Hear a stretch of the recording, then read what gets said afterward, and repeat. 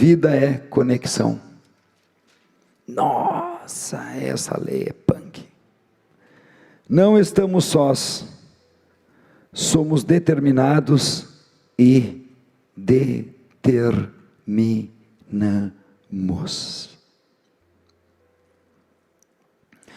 Nós nos orgulhamos muito de quem nós somos, ou nem tanto assim, mas em alguma medida, prestem atenção, nós nos sentimos absolutamente responsável, ou melhor, culpados pelo que acontece na nossa vida. Nós, muito embora não tenhamos estudado a abordagem psicanalítica, acreditamos que a nossa vida foi posta em ação a partir de uma folha de papel em branco, e tudo que nós fizemos é culpa nossa. E não é, Marcel? Não estamos sós, somos determinados. Nós somos determinados.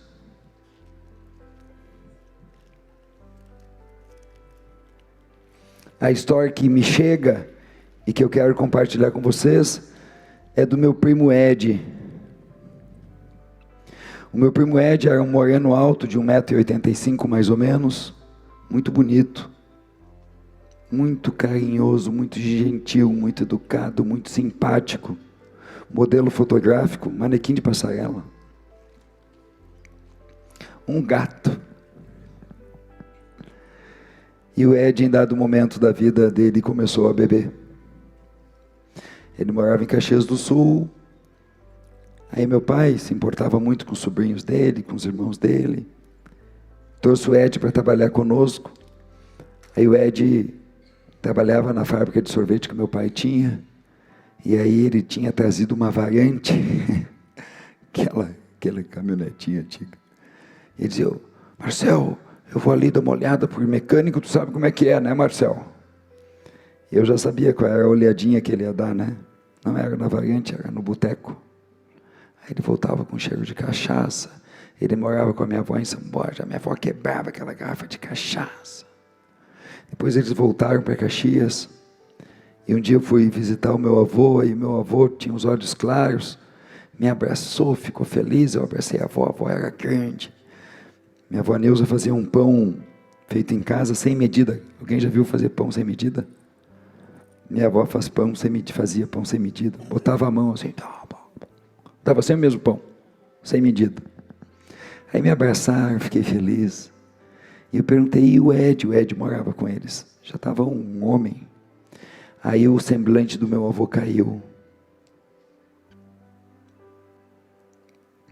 E quando o semblante do meu avô caiu, ele fez um gesto para o quarto onde o Ed estava. E eu não conhecia nada disso, eu tinha acho que menos de 20 anos. Não tinha começado a estudar desenvolvimento humano. E eu entrei no quarto do Ed, que estava totalmente escuro, não tinha nenhuma luz, só o que passava pelas venezianas. E o cheiro que eu senti foi algo para vocês tentarem decifrar, uma mistura assim de cachaça, urina, vômito, um pouco de fezes juntos, assim. Isso pairava no ar. Eu não conseguia enxergar direito porque estava meio escuro. Quando eu enxerguei, ele estava nu, em cima da cama. Um homem daquele tamanho, era pele e osso, e ele estava pálido e com o dedo na boca, chupando o dedo.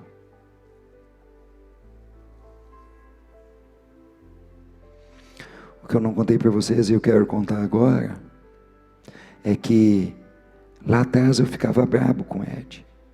Eu tinha um misto de amor e ódio com ele, porque ele era bonito, querido, inteligente, simpático, me cuidava bem, me chamava de primo, eu amava aquele homão, meu primo. Mas eu odiava que ele fazia meu avô e a minha avó sofrer. Quando eu entrei e vi ele naquela situação, sem conhecer nada disso aqui, instantaneamente eu disse, nenhum ser humano, em sã consciência, escolhe isso. Algum escolhe? Sim ou não? Não. Mas o que que eu dizia e o que que vocês dizem do parente, do conhecido, do amigo que tem algum vício? Fulano não se ajuda. Não é isso que a gente diz? Se entregou. É ruim para ele mesmo. Ali eu vi que o meu primo Ed foi determinado. Algo no sistema biopsicoemocio-espiritual dele trouxe, muito provavelmente, para simplificar para vocês, uma dor, um medo impossível de ser sentido, que estava onde? No consciente ou no inconsciente dele? No inconsciente dele. E para suportar a dor que, apesar de inconsciente, é presente, porque causa uma coisa, é uma angústia, é uma coisa que não pode parar, é um medo, eu não sei nem o que é isso, ninguém me ensinou a lidar com isso, porque o homem não chora.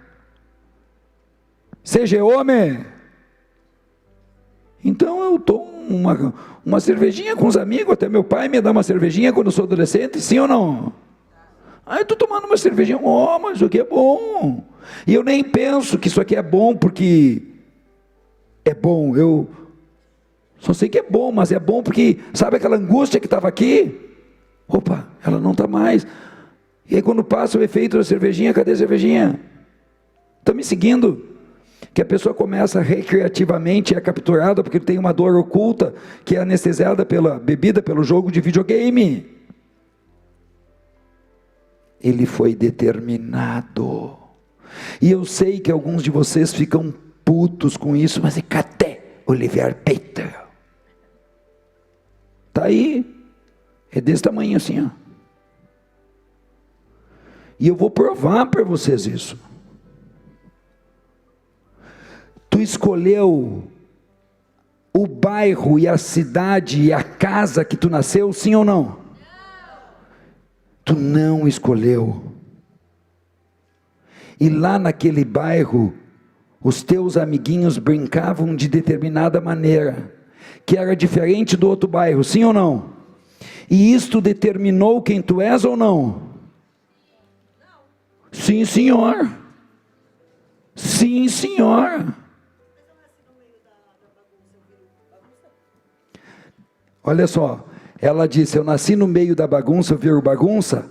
Não, porque tu pode tentar ser hiper mega organizada para sair da bagunça, mas tu foi hiper mega organizada porque tu odiava a bagunça. Não é um copia e cola. Tu fica confusa porque tu resiste isso. Não, tu entende sim. Tu fica confusa. E quem fica confuso é porque resiste a isso. Porque tem a ideia de que tu é responsável por tudo. Não é assim que tu pensa? Escuta, responda para mim.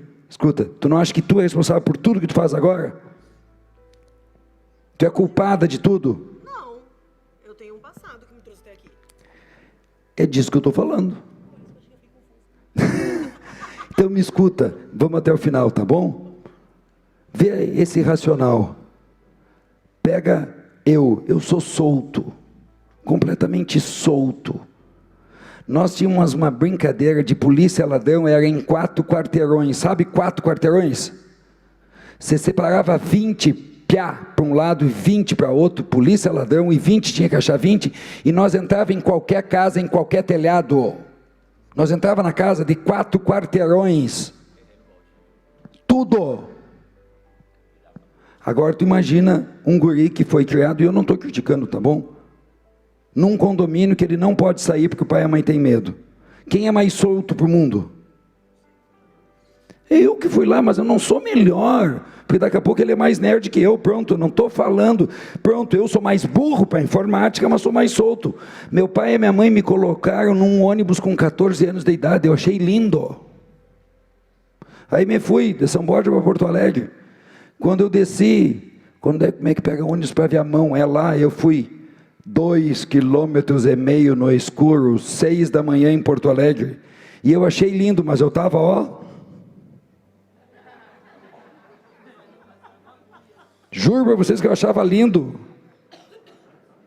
E quando eu fui para Viamão e começava a entrar trabalhador entra com uma roupa mais pobre, pronto, mas dá medo. Eu estava lá. Mas todo esse medo que eu senti me deu casca.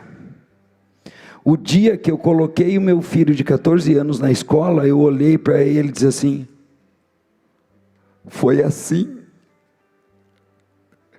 que eu entrei naquele ônibus. Pois é, 14 anos de idade. A primeira noite eu não dormi. Isso determinou quem eu sou ou não? Quando eu digo determinou, pessoal, me influenciou decisivamente, sim ou não? Mas é claro que sim. Tu escolheu a tua religião, pelo menos a religião do início da tua vida, sim ou não?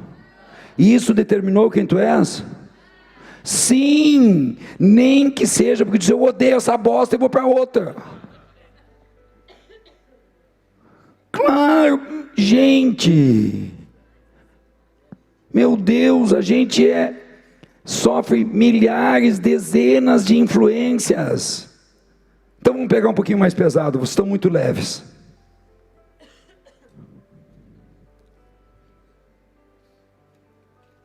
Aqui nessa sala, tem aproximadamente 10 a 15% de pessoas abusadas.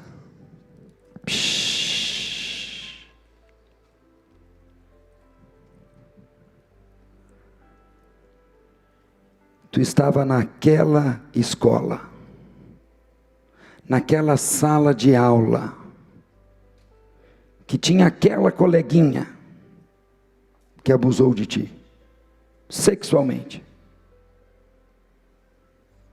Isso determinou quem tu és na vida ou não? É um exemplo, sim ou não?